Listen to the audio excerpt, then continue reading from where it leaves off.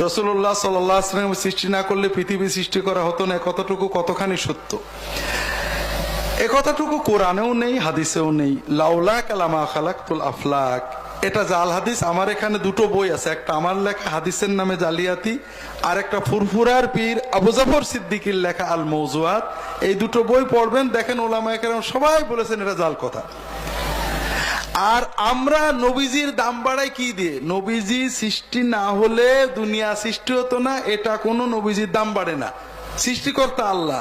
আল্লাহ বলছেন ওমা আরসালনাকা ইল্লা রাহমাতাল লিল আলামিন, নবীজি দুনিয়া সৃষ্টি করে দুনিয়ার রহমত হিসেবে তোমাকে পাঠাইছি। এইটা হলো নবীর মর্যাদা।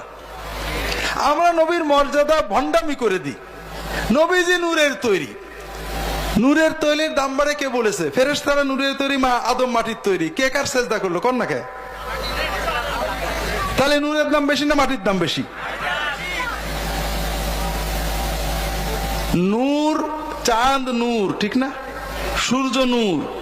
আপনার গোসল ফরজ হয়েছে, অজু ফরজ হয়েছে, গোসল অজু করার ক্ষমতা নেই। আপনি 1 ঘন্টা সূর্যের নূরে গোসল করলেন, 1 ঘন্টা চাঁদের নূরে গোসল করলেন, পাক হবেন? আর আপনি 1 সেকেন্ডে মাটিতে থাবা মেরে মুখ মুছে নিলেন, পাক হবেন না? মাটির দাম বেশি না নূরের দাম বেশি? এই সমস্ত প্রথম যে এই যুক্তি দেয় হযরত ইবলিস, সে বলে আমি আগুনের তৈরি, আদম মাটি, আমি দাম বেশি। আমরা ইবলিসের তরিকায় আছি।